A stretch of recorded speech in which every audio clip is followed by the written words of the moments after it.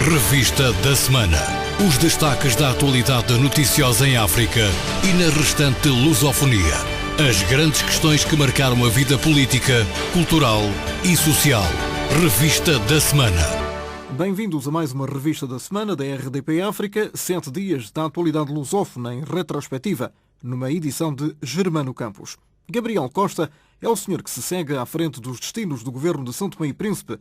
O presidente Manuel Pinto da Costa e os 3 partidos da oposição escolheram o advogado como sucessor de Patrício Trovoada, exonerado a semana passada. António Simões.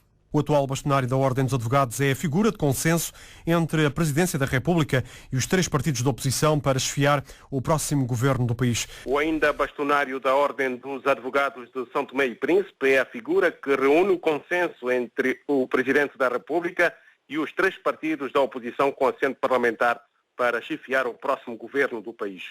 Segundo fontes da RDP África, o nome de Gabriel Costa surge por indicações do Presidente da República após várias horas de negociação entre os partidos políticos chamados a formar o futuro governo de São Tomé e Príncipe. Gabriel Costa já tinha sido primeiro-ministro de um governo impulsado e demitido 6 meses depois pelo antigo Presidente da República, Fradique de Menezes. Licenciado em Direito, Gabriel Costa já foi também Ministro da Justiça, embaixador de São Tomé e Príncipe em Portugal e deputado da Assembleia Nacional. Está escolhida a futura equipa governativa são-tomense, que vai ser liderada por Gabriel Costa. Os nomes foram divulgados esta noite. O Executivo vai ser composto por 11 membros, Óscar Medeiros. Óscar Sousa é o novo Ministro da Defesa e Ordem Interna. Natália Umbelina Neto, Ministra dos Negócios Estrangeiros, Cooperação e Comunidades. A pasta de Plano e Finanças foi entregue a Hélio Almeida. António Dias é o Ministro da Agricultura, Pescas e Desenvolvimento Rural. Demóstenes Pires dos Santos, Ministro do Comércio, Indústria e Turismo. Jorge Bom Jesus, Ministro da Educação e Cultura. O Ministério das Obras Públicas, Infraestruturas, Recursos Naturais e Meio Ambiente é tutelado por Oswaldo Abreu.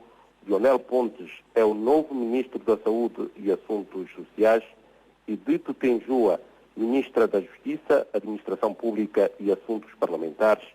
E, por último, Albertino Boa Morte, Ministro da Juventude e Desporto. Horas depois de escolhido o nome de Gabriel Costa, o presidente Pinto da Costa foi à televisão fazer duras críticas ao antigo primeiro-ministro, a quem acusou de ser responsável pela crise política no país. Antes de dar a conhecer ao país o nome do novo primeiro-ministro, o Presidente da República atribuiu toda a culpa da crise política ao ADI e não poupou críticas ao líder do partido que venceu as últimas eleições legislativas. Qualquer governo, com maioria ou sem maioria, é responsável politicamente perante o Parlamento e o Presidente da República, com o qual tem o dever e a obrigação de informação e de partilha de responsabilidades em determinadas áreas, como na defesa nacional e na política externa. É nesse dever de informação que se baseia a chamada cooperação institucional que, desde que tomei posse, tentei promover ativamente. Nos seus desabafos, Manuel Pinto da Costa deixa claro que a falta de cooperação institucional foi a principal causa da queda do governo de Patrício Trovoada. Para o Presidente da República, a convocação de eleições antecipadas não seria a melhor solução para a crise. Qualquer cidadão responsável, com bom senso e preocupado com o futuro do país, sabe que mesmo realizando eleições, não há garantia que da vontade popular resulte uma composição parlamentar diferente à que existe neste momento, o que significaria que, passados alguns meses, o país estaria na mesma situação em que se encontra, com agravante dos custos inerentes à realização de uma consulta popular numa situação económica tão difícil. Daí que Manuel Pinto da Costa tomou a iniciativa de formar um novo governo com pessoas que possam preservar a unidade nacional e resolver os mais gritantes problemas da população. Em São Tomé e Príncipe já terminou a cerimónia da tomada de posse do novo governo, liderado por Gabriel Costa, uma cerimónia que decorreu no Salão Nobre do Palácio Presidencial. O 15º Governo Constitucional são-tomense é composto por 10 ministros, entre os quais 2 mulheres. Jornalista Óscar Medeiros. A cerimónia da tomada de posse do 15º Governo Constitucional de São Tomé e Príncipe fica marcada pela ausência de todos os membros do anterior executivo liderado por Patrício Trovoada. O governo cessante e o partido que o sustentou não reconhecem a constitucionalidade do executivo agora impulsado pelo Presidente da República, Manuel Pinto da Costa. O novo Primeiro-Ministro, Gabriel Costa, e os restantes membros do seu governo presentes na cerimónia prestaram juramento diante do Presidente da República. O Ministro das Obras Públicas, Infraestruturas, Recursos Naturais e Meio Ambiente, Osvaldo Abreu, foi visto nas instalações do Palácio do Povo, mas não participou na cerimónia da tomada de posse, tal como a Ministra da Justiça, Administração Pública e Assuntos Parlamentares, Edith Tenjoa, que se encontra fora do país. No seu discurso de cerca de 12 minutos, o novo Primeiro-Ministro, Gabriel Costa, não escondeu que tem pela frente uma espinhosa missão. Este governo surge no contexto de uma crise política sem precedente na história das nossas instituições. Por isso, gostaria de render homenagem aos senhores ministros que acederam ao convite que lhes foi feito para integrar este governo numa conjuntura particularmente difícil. É um contributo decisivo que a democracia cabe às forças de oposição dar para gerar nova solução do governo, evitando que o caos se instalasse. É um governo saído de uma maioria parlamentar inequívoca que tem como uma das primeiras tarefas tranquilizar o cidadão perante o pânico causado pelas ameaças proferidas durante a crise. É uma mensagem, um sinal de tranquilidade para os empresários, para os trabalhadores, para os investidores nacionais e estrangeiros que escolheram São Tomé e Príncipe como país de acolhimento, que não haverá caos.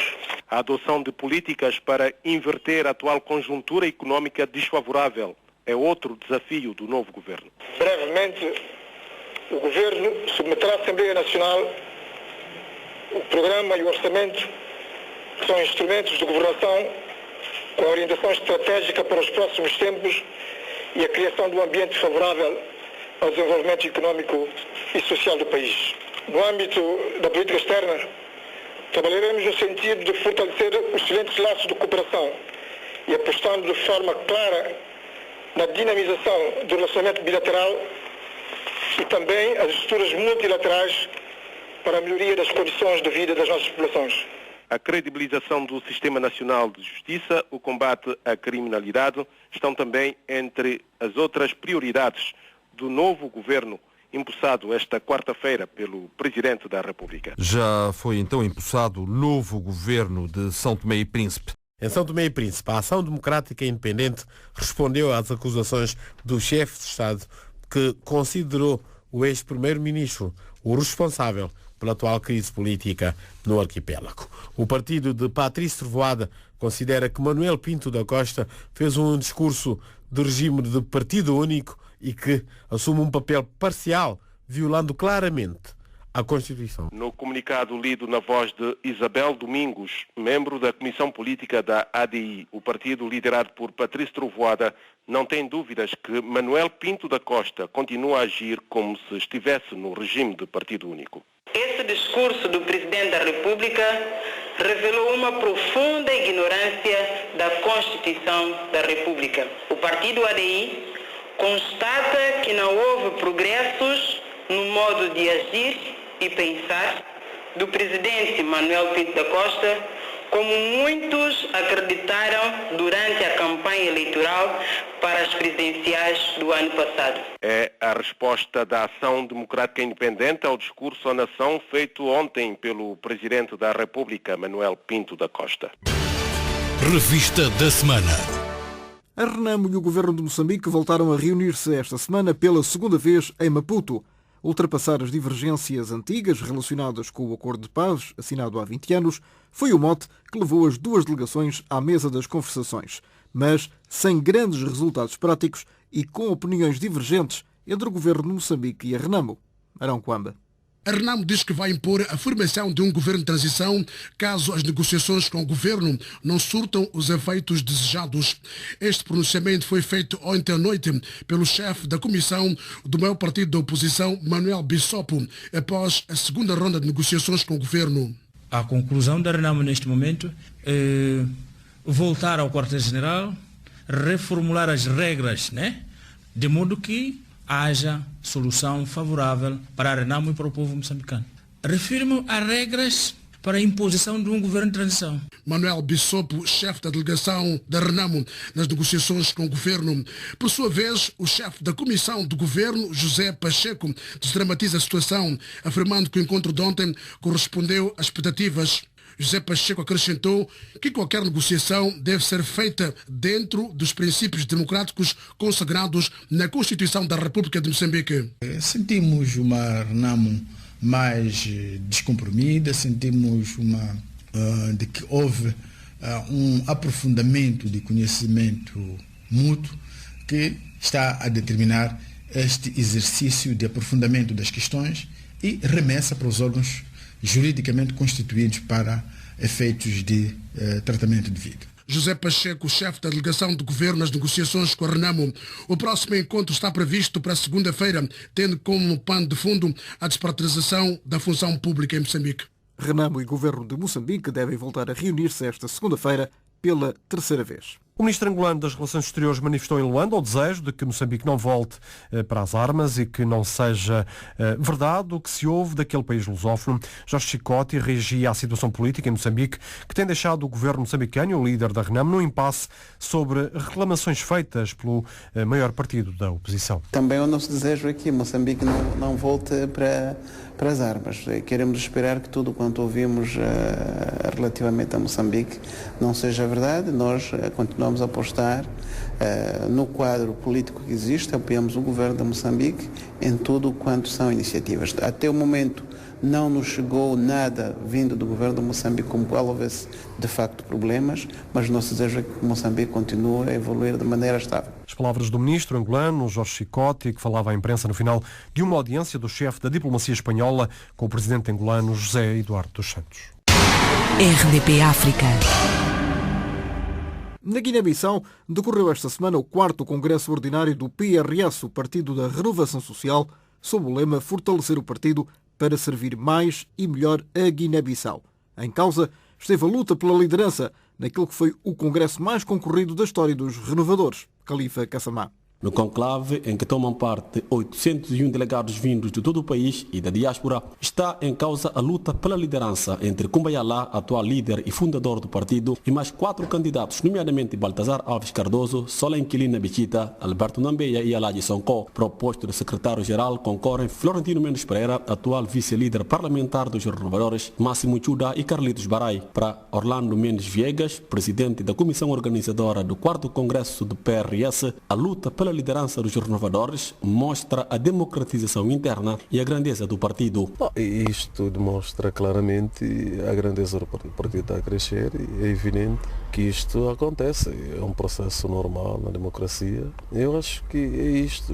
Em resumo, é isto. O partido está a crescer e novas tendências, novas forças estão a aparecer no seio do partido e nós admitimos que haja de facto essas divergências de opiniões que possam de facto revolucionar e permitir fazer com que o partido, de facto, se avance. Orlando Mendes Viegas, presidente da comissão organizadora do 4º Congresso do Partido da Renovação Social, sob o lema Fortalecer o Partido para servir mais e melhor a Guiné-Bissau, que decorre de 11 a 15 de dezembro. Na abertura do 4º Congresso Extraordinário do Partido da Renovação Social, PRS, o líder e fundador do partido Kumbayala, disse que a Guiné-Bissau precisa de paz e que o regime do PAIGC conduziu o país à estagnação e provocou a fuga dos guineenses para o estrangeiro. A paz é a primeira coisa de que precisamos nesta pátria. 38 anos de estagnação do regime do PAIGC, que mandou os guineenses para fora para emigrarem contra a própria vontade, com a destruição da economia de Guiné-Bissau. Urge, nestas eleições, haver uma mudança clara de geração, das mentalidades, para construirmos a Guiné-Bissau para o benefício de todos os habitantes da Guiné. Kumbaya diz que é preciso renovação para que se possa transformar em paz a unidade de todos os guineenses. Congresso do PRS esta semana na Guiné-Bissau. O Conselho de Segurança das Nações Unidas lançou ontem um apelo a políticos e militares da Guiné-Bissau para que respeitem as regras de eleições democráticas no país. Foi a conclusão principal de um encontro realizado à porta fechada, em que foi analisado um relatório do enviado especial do secretário-geral da ONU, Ban Ki-moon, sobre a Guiné-Bissau, Eleutério Gavan. A informação foi dada a jornalistas em Nova Iorque pelo porta-voz do secretário-geral da ONU, Martin Nasirki. While efforts are underway to ensure credible and transparent elections, the Secretary-General calls upon political... O porta-voz cita Ban Ki-moon como tendo referido que enquanto decorrem esforços para assegurar eleições transparentes e credíveis, pede aos atores políticos e principalmente os militares que atuem dentro do quadro do Estado de Direito e respeitem as regras de eleições democráticas. Nasirki diz que o secretário-geral lembrou que o país ficou virtualmente paralisado após o impasse político verificado na sequência do golpe militar de 12 de abril. A ação ocorreu nas vésperas da segunda volta das eleições presidenciais, para as quais concorreu o deposto primeiro-ministro Carlos Gomes Júnior. Na reunião, ocorrida esta terça-feira, o representante do secretário-geral da ONU no país, José Mutaboba, apresentou informe sobre a situação no país da África Ocidental cerca de 3 meses após o informe anterior. O relatório foi o último de José Mutaboba antes de cessar seu mandato de 4 anos como enviado de Ban Ki-moon no final deste mês. Nações Unidas pedem eleições transparentes e credíveis na Guiné-Bissau. Ainda na Guiné-Bissau, o nível de segurança no aeroporto Osvaldo Vieira, o único do país, melhorou consideravelmente nos últimos tempos. A opinião é do secretário de Estado dos Transportes do Governo de Transição, após a Agência Nacional de Aviação Civil ter disponibilizado aos agentes da Guarda Nacional meios materiais e técnicos com o objetivo de reforçar a sua segurança. Em declarações exclusivas à RDP África, o secretário de Estado dos Transportes, Comunicações e Novas Tecnologias mostrou-se satisfeito com o nível de segurança existente atualmente no aeroporto internacional Osvaldo Vieira, que na sua opinião melhorou consideravelmente nos últimos tempos. O Corpo de Guarda Nacional Guineense, destacado para o único aeroporto do país, está agora mais bem apetrechado para cumprir a sua missão com a afetação de meios técnicos e materiais através da Agência Nacional de Aviação Civil. Para Carlos Nhaté, trata-se de primeiro passo para garantir mais segurança ao aeroporto internacional Osvaldo Vieira. Está a melhorar. Houve uma ação de formação do pessoal da Guarda Nacional que está destacado aqui e agora procedemos à entrega destes materiais, portanto, que vai permitir a sua mobilidade e comunicação entre diferentes postos da Guarda Nacional no aeroporto. Portanto, é uma melhoria. O primeiro passo realmente para poder ter mínima segurança a nível do aeroporto. Para Gregório Gomes, responsável de segurança do aeroporto Osvaldo Vieira, os materiais que o Corpo da Guarda Nacional acaba de receber irá contribuir bastante no garantir da segurança no aeroporto de Bissau. A entrega deste material, como sabe, tem uma grande importância porque vai dar aos agentes da Guarda Nacional para poder implementar as medidas de segurança que são confiados a pôr em prática. Portanto, sem esse material, de facto, eles não poderiam fazer os seus trabalhos como a lei manda, não é? Portanto, o Programa Nacional de Segurança da Aviação Civil. A Agência Nacional da Aviação Civil da Guiné-Bissau está cada vez mais empenhada em garantir a segurança no aeroporto de Bissau. O aeroporto de Bissau está agora mais seguro. A Liga Guineense dos Direitos Humanos dá nota negativa à situação dos direitos humanos no país. A maior organização de defesa dos direitos humanos na Guiné-Bissau considera que a situação no país regrediu progressivamente desde o golpe de Estado de 12 de abril último. A posição da Liga consta num comunicado de imprensa publicado hoje no quadro das comemorações do Dia Mundial dos Direitos Humanos. Khalifa Kassamá. Para a Liga Guineense dos Direitos Humanos, o golpe de Estado de 12 de abril provocou um grande recuo nas conquistas alcançadas nos últimos tempos em termos de consolidação do Estado de Direito Democrático. A posição da Liga Guineense dos Direitos Humanos consta num comunicado de imprensa publicado no quadro das comemorações do Dia Mundial dos Direitos Humanos, que se celebra hoje. Para a maior organização da defesa dos direitos humanos no país, de 12 de abril a esta parte, assiste-se progressivamente um aumento galopante de violência, da situação da pobreza extrema, da desigualdade social entre homens e mulheres e de crime organizado. Para a Liga, na sequência dos acontecimentos de 12 de abril, que inverteram a ordem constitucional no país, Os guineenses enfrentam uma restrição ilegal dos seus direitos e liberdades fundamentais, nomeadamente as de manifestações, das reuniões de expressão e de imprensa, provocando silêncio em vários atores políticos. A Liga lembra dos espancamentos que foram alvos de 2 políticos do país, nomeadamente Silvestre Alves e Yankuba Njai, na sequência dos acontecimentos de 21 de outubro e do suposto assassínios de 4 cidadãos guineenses em Bulama. A Liga lamenta aquilo que considera de falta de progresso nas investigações dos assassinatos políticos ocorridos no país nos últimos tempos, bem como o desaparecimento do deputado Roberto Caché. Guiné-Bissau, Liga Guineense, refere regressão no que respeita aos direitos humanos no país. O Fórum dos Partidos Políticos Signatários do Pacto de Transição Política, que resultou na constituição do Governo de Transição, disse que não vai reconhecer o novo Presidente da Comissão Nacional de Eleições, o juiz conselheiro Rui Nené. Em conferência de imprensa, esta segunda-feira, Artur Sagná, dirigente do PRS e coordenador do Fórum, classificou de lastimável a eleição do juiz conselheiro no Parlamento na semana passada, na mesma altura em que o mesmo era eleito vice-presidente do Supremo Tribunal de Justiça, o que considera, no mínimo, de incoerente. É uma lástima, porque o Dr. Rui Nené, enquanto juiz conselheiro, não pode nem deve aceitar aquilo que ocorreu há dias no Parlamento, referente à sua propositura por parte da bancada do PSGC e a consequente eleição para ocupar o cargo de presidente do Conselho, da Comissão Nacional de Eleições. Ele acabou de ser eleito como presidente, aliás, vice-presidente do Supremo Tribunal de Justiça e não podia ir aceitar essa candidatura proposta pela bancada do PSGC para assumir funções de presidente da Comissão Nacional de Eleições sem nenhuma licença formulada antes via resposta ao pedido da Assembleia dirigida ao Supremo Tribunal de Justiça, e daí que o Supremo Tribunal de Justiça reagiria respondendo, dispensando para tal efeito o Dr. Rui Nené. Artur Sagná promete que o Fórum vai usar todos os mecanismos para impedir Rui Nené de assumir a presidência da CNE. Artur Sagná disse ainda que o regimento que permitia ao partido maioritário indicar o nome para presidente da CNE foi abolido a partir do regimento de transição.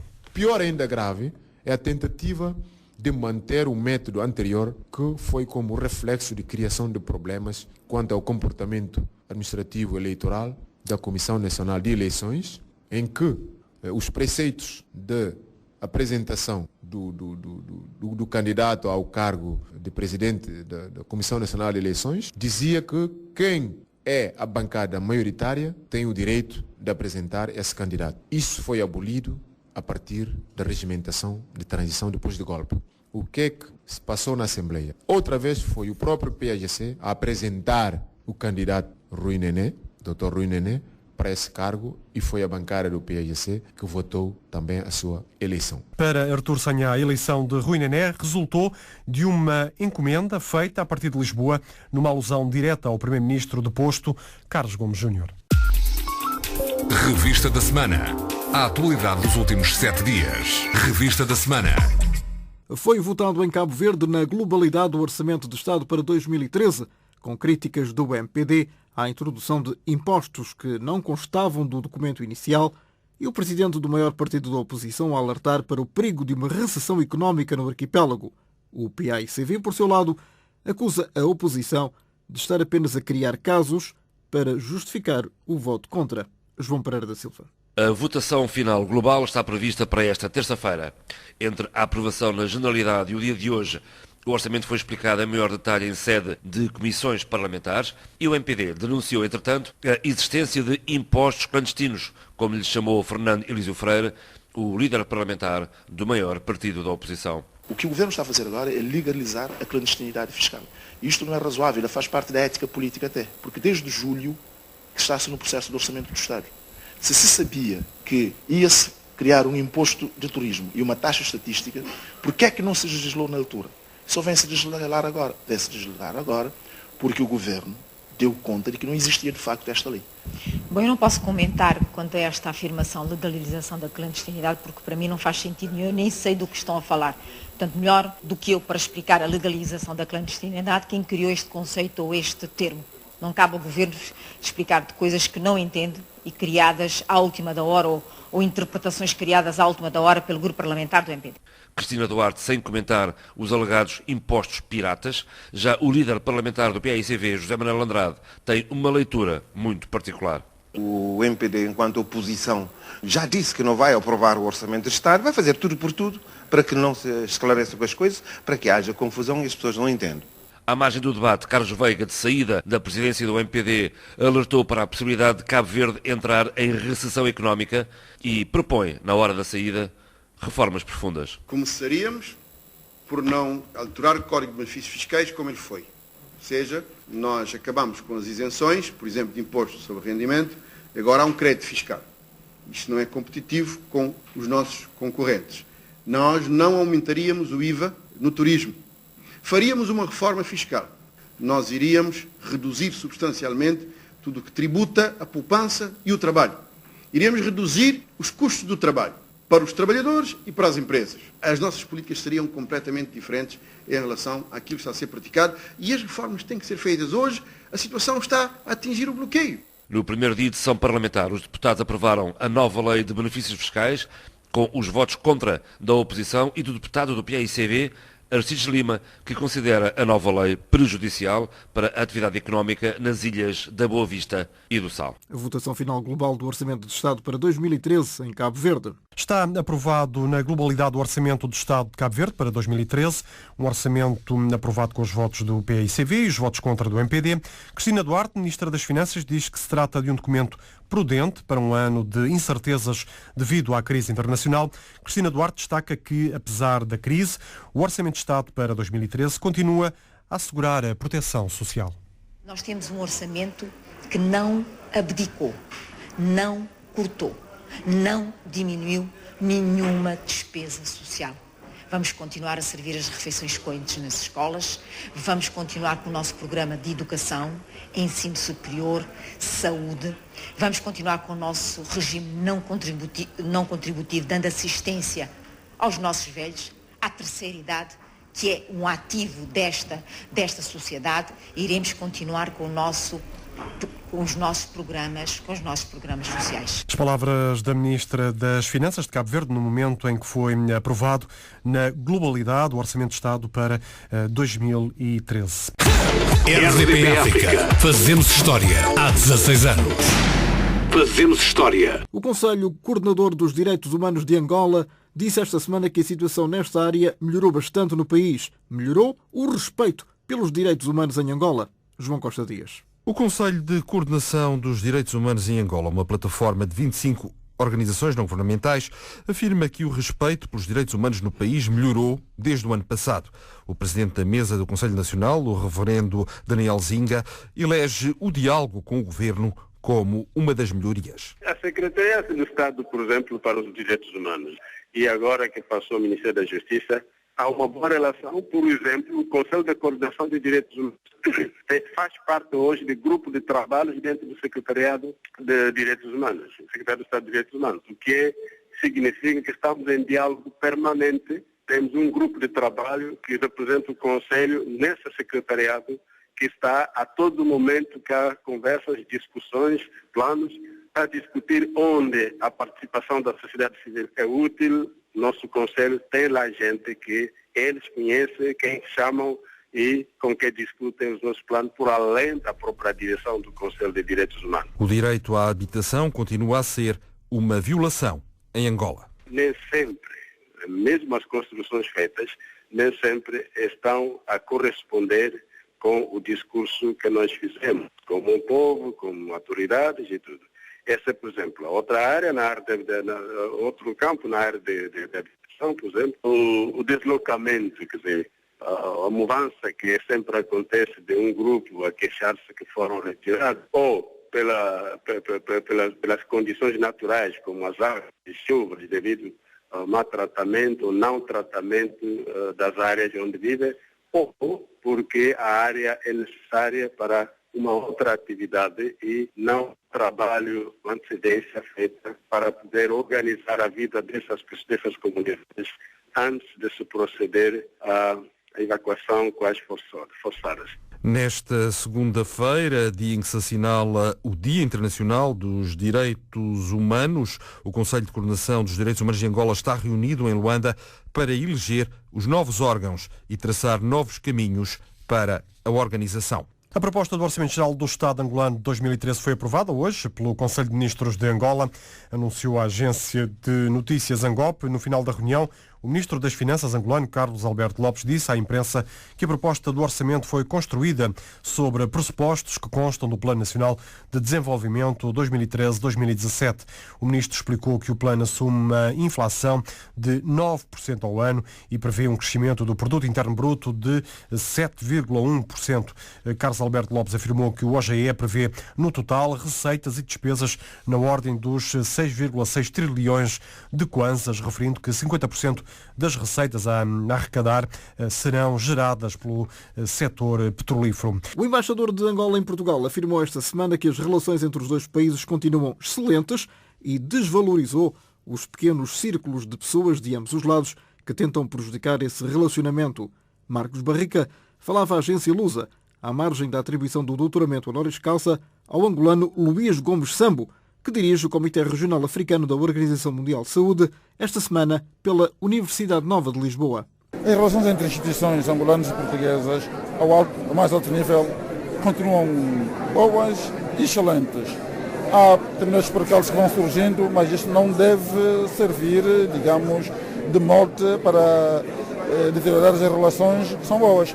O que sim que devo dizer, as relações são boas, continuam sendo boas, a nível de instituições.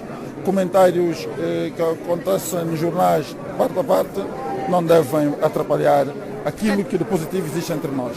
O que eu digo é que há determinadas pessoas, temos que reconhecer isso, de círculos, quer em Angola e em Portugal, que talvez não estejam a ver com bons olhos que Angola e Portugal estejam no bom caminho, talvez. Então, esses pequenos círculos não devem ser negligenciados. E por falar nas relações luso-angolanas, decorreu esta semana um seminário sobre as oportunidades de negócio e investimento naquele país. Foi um momento para debater e analisar as relações económicas do principal parceiro comercial de Portugal, fora do espaço europeu, e em franca expansão, como disse à RDP África Pedro Moreira Rodrigues, o secretário-geral da Associação Comercial de Lisboa. Em termos de exportações portuguesas para Angola, tem vindo a crescer muito rapidamente. Só o ano passado cresceram em 40%, mas para ter uma ideia também as importações cresceram cerca de 100%. A verdade é que Angola, como cliente de Portugal, ocupa o 4º lugar e como fornecedor de Portugal já ocupa o 6º lugar, que é muito curioso. E, portanto, estas relações comerciais e empresariais entre Angola e Portugal têm vindo cada vez mais a ser reforçada. Portanto, ano para ano temos assistido a estes crescimentos verdadeiramente espantosos. Para Pedro Moreira Rodrigues, as áreas de investimento das empresas portuguesas em Angola são as mais diversificadas. Desde a grande distribuição, soluções informáticas, consultoria de gestão, escritórios de advogados, todo o tipo de assuntos relacionados com a parte médica, medicina, de farmacêutica, remédios, transportadoras. Portanto, eu diria que isto mostra que existem também oportunidades em todas estas áreas. Tratamento de águas, parte do ambiente, existem arquitetura, engenharia, a consultoria, portanto, a própria banca. Mas quem queira investir em Angola deverá ter um bom conhecimento do mercado e evitar erros recorrentes. Projetos estruturantes para Angola, empresas com capacidade, com know-how, são muitíssimo bem-vindas em Angola. E, portanto, é isso que hoje nós também queremos dizer. Mas, por outro lado, tem que ter alguma coisa, uma empresa que esteja a funcionar bem, que tenha algum know-how específico e que seja competitivo para o mercado angolano e, portanto, que evitem aqueles erros crassos que muitas vezes passa por as coisas estão a correr mal em todo lado, então pode ser que em Angola vá lá vender as coisas que aqui não consigo vender de todo, não é? Oportunidades de negócio e investimento em Angola, um tema em análise esta semana na Associação Comercial de Lisboa. RDP África. Serviço Público de Radiodifusão. De Portugal para a África, uma comunicação em português. Em Portugal e em plena crise financeira e social, a Caritas Portuguesa recebeu esta semana o Prémio Direitos Humanos 2012 da Assembleia da República. Esta instituição oficial da Conferência Episcopal para a Promoção e Dinamização da Ação Social da Igreja recebe o galardão num tempo em que a fome é uma realidade bem patente na sociedade portuguesa. Rita Roque. Não adianta tapar o sol com a peneira, diz o presidente da Caritas. O Portugal de hoje é um país onde há fome. Nós temos gente que já procura nos caixotes do lixo aquilo que necessita para a sua sobrevivência alimentar. Eugênio Fonseca, o presidente da Caritas Portuguesa, fala de situações limite, mas alerta, a generalidade dos casos começa a ser inaceitável. Passar fome é não ter o número de refeições necessárias para uma equilibrada dieta alimentar, e isto depois lesa a saúde, e em termos da própria prevenção das doenças, nós vamos pagar muito caro tudo isso. E os números estão à vista. Em um ano, os pedidos de ajuda à Caritas mais que duplicaram. Refere-se a agregados familiares, na ordem dos mais de 45%, mas se formos para o número de pessoas, então cresce muito mais o número de pessoas, e já estamos a falar na ordem dos 65%. Uma procura tal que começa a deixar a instituição sem capacidade de responder a tudo e a todos. O que nos falta já é recursos para podermos ajudar no pagamento das dívidas de renda de casa, nos pagamentos de eletricidade, das propinas dos jovens estudantes universitários, no pagamento de tratamentos que têm que ser feitos muitas vezes na rede particular. Portanto, é nestes casos que envolvem apoios financeiros e não tanto em bens. Muito por causa da generosidade das pessoas, o presidente da Caritas garante que, apesar da crise, as doações mantêm-se. Caritas Portuguesa recebeu o Prémio Direitos Humanos 2012 do Parlamento em Lisboa. E pode-se dizer mesmo que o caso de que vamos falar a seguir tem a ver com direitos humanos, ou melhor, com a falta deles. Um grupo de 20 idosos passa frio e fome num lar em Azeitão, que a Segurança Social mandou fechar há 6 meses, mas que continua a funcionar. O caso foi denunciado esta semana pela estação de televisão TVI, que mostrou imagens chocantes da forma como os idosos são tratados. Alexandra Sofia Costa. Fome, frio, falta de higiene, medicamentos trocados. As denúncias são muitas. Não, ainda não comeram nada hoje. Não. As imagens da TVI mostram idosos sentados em sofás a queixarem-se que não comem. Uma antiga funcionária conta algumas histórias. Quando não há medicamentos, não se dá. Assim como um idoso, Edmundo Dine, que tem a mulher no lar. A minha mulher há 2 meses não toma banho porque é hoje, é amanhã, é depois, não tenho tempo. Gritam com eles. O idoso 24, é assim que se chama o lar, alberga 20 idosos em Nogueira de Azeitão, Setúbal. É a extensão de um outro lar, o Centro de Dia da Quinta do Conde, apresentado como habitação sénior low cost, com serviços médicos e de enfermagem 24 horas por dia. Este lar mantém as portas abertas ilegalmente, visto que a Segurança Social já o mandou fechar em julho por falta de condições. Aliás, a Segurança Social já mandou fechar este ano 71 lares. O governo português está a preparar-se para avançar com medidas adicionais caso as receitas fiscais fiquem aquém dos objetivos traçados para 2013. Segundo o relatório da Comissão Europeia e do FMI, o executivo de Pedro Passos Coelho prepara-se para avançar com mais medidas de austeridade. Olívia Santos. Cortar o equivalente a 0,5% do produto interno bruto do país e do lado da despesa. É o que está a ser preparado pelo Governo se as contas no próximo ano não baterem certo com o que está previsto no orçamento. Bruxelas refere que, dado o risco associado ao forte ajustamento que foi efetuado do lado da receita, as autoridades portuguesas estão então agora a preparar medidas de contingência, sobretudo do lado da despesa, equivalentes a 0,5% do PIB. No relatório pode ler-se que uma larga parte dessas medidas consistem numa redução adicional nos custos com salários e no aumento da eficiência e melhoria do funcionamento da administração pública. A este esforço de reduções permanentes do lado da despesa, é esta a expressão usada no relatório, a Troika dá o seu apoio. Apesar do horizonte ser de mais austeridade, Bruxelas diz que o programa está no bom caminho e que Portugal está também a otimizar a sua tesouraria. Revista da semana.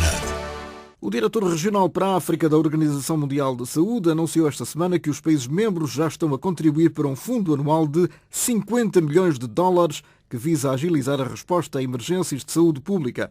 Em declarações proferidas no final de uma cerimónia na Universidade Nova de Lisboa, em que recebeu um doutoramento honoris causa, como de resto já fizemos referência aqui nesta revista da semana. Luís Gomes Sambo disse que a criação de um fundo africano para as emergências de saúde pública, uma ideia que lançou há 3 anos, já foi endossada pelos chefes de Estado e os países já começaram a fazer as suas contribuições. O fundo, como dissemos, com um valor de 50 milhões de dólares, visa fazer face a catástrofes naturais e provocadas pelo homem. Efetivamente, as catástrofes nunca avisam. Nós temos catástrofes naturais, como as inundações, as secas, os terremotos, mas também temos catástrofes que são provocadas pelo homem, devido a conflitos políticos e militares, e os serviços de saúde devem estar preparados a fazerem face a esse tipo de situações. E, para o efeito, são necessários recursos. E esses recursos praticamente não existem. Normalmente, quando temos catástrofes, temos que fazer apelos para ajudas de emergência, que muitas vezes demoram tempo. E, entretanto, já se perderam vidas. E a iniciativa que tivemos em África foi de criar um fundo africano para as urgências de saúde pública, com vista a termos disponíveis os meios para nos prepararmos e melhor respondermos em situações de catástrofe. É uma ideia que data de 3 anos e que já foi endossada pelos chefes de Estado africanos, e neste momento os países já começaram a fazer as suas contribuições para um fundo anual de cerca de 50 milhões de dólares e que poderiam servir para atender às necessidades em parte, não é? Porque a África continua a carecer da ajuda internacional. Decorre em Maputo a Conferência Africana da Juventude sobre Democracia e Boa Governação. Um encontro em que participam cerca de 30 países e vários ex-chefes de Estado, entre os quais o ex-presidente da República de Moçambique, Joaquim Chissano, e o ex-presidente da República de Cabo Verde, Pedro Pires. A reportagem do correspondente Arão Campo. O antigo presidente de Cabo Verde, Pedro Pires, sublinhou em Maputo a necessidade de se instalar em África regimes democráticos, participativos e responsabilizadores. Pedro Pires, que está em Maputo a participar numa conferência da Juventude Africana, referiu que toda a sociedade é chamada a dar o seu contributo para que a África deixe de ser um continente instável. Penso que o grande desafio é o empenhamento, o esforço e a confiança. Acredito que através do empenhamento individual e através do esforço coletivo podemos instalar ou desenvolver em África regimes democráticos, participativos e responsabilizadores. Nesse sentido, tem um papel importante os atores políticos, os partidos políticos, as lideranças, o cidadão, cada um de nós, todos temos um papel, temos qualquer coisa que fazer nesse sentido. Pedro Pires, antigo presidente de Cabo Verde, falando em Maputo, à margem de uma conferência africana que junta desde esta segunda-feira mais de 700 jovens de várias partes de África. A Conferência da Juventude Africana, que arrancou ontem, é promovido pelo Parlamento Juvenil Moçambicano. Revista da Semana. A atualidade dos últimos 7 dias. Revista da Semana. O grupo Newsold, proprietário do Jornal Sol, está interessado em comprar a RTP numa eventual privatização. O grupo assegura que não tem nada de misterioso e explica que os administradores têm dupla nacionalidade, portuguesa e angolana. A jornalista Lourdes Dias leu o comunicado em que o grupo Newsold revela ter interesse e meios para concorrer, sozinho ou não, a uma privatização da RTP. A Newsold adianta que, isoladamente ou em parceria, e se o negócio se revelar interessante, pode vir a apresentar uma candidatura séria para assegurar a implementação de um projeto sólido e independente para a rádio e televisão de Portugal. No comunicado, há diversas críticas dirigidas aos órgãos de comunicação social, aos jornalistas e comentadores, que, refere à administração da empresa, caracterizam a Newsold como uma empresa misteriosa sobre a qual pouco ou nada se sabe. O grupo esclarece que tudo isto é uma falsidade e sublinha que os acionistas da empresa têm nacionalidade angolana, são também cidadãos portugueses, possuindo dupla nacionalidade. A Newsold acrescenta que nenhum dos jornalistas ou comentadores que tenha tentado contra a honra do grupo pode explicar em que medida é que os proveitos obtidos em Angola e que suportam a atividade da empresa em Portugal são diferentes dos proveitos obtidos naquele país de África e que hoje suportam e financiam em Portugal muitas empresas e que está a auxiliar a recapitalização da banca. O texto assinado por Silvio Alves Madaleno, presidente do Conselho de Administração, e por Mário Ramires, administrador executivo da Newshold, adianta ainda que não ignora que na origem desta onda de notícias difamatórias está a eventual privatização da RTP e alguma apreensão, compreensível, que a incerteza quanto ao destino da RTP está a criar nos principais operadores de mercado. No final deste texto, a administração da Newshold frisa que o interesse pela Rádio e Televisão de Portugal não será alterado por quaisquer afirmações de cariz xenófobo, nem tampouco por processos de intenção ou teorias da conspiração que possam vir a ser feitos com o objetivo de denegrir a empresa ou a estrutura acionista. O Grupo Newshold, que detém o Jornal Sol, interessado em concorrer a uma eventual privatização da RTP. Está tudo dito e contado nesta revista da semana da RDP África. Foi uma edição de Germano Campos. Regressamos de hoje a uma semana à mesma hora. Volte connosco. Revista da semana. Os destaques da atualidade noticiosa em África e na restante lusofonia. As grandes questões que marcaram a vida política, cultural e social. Revista da semana.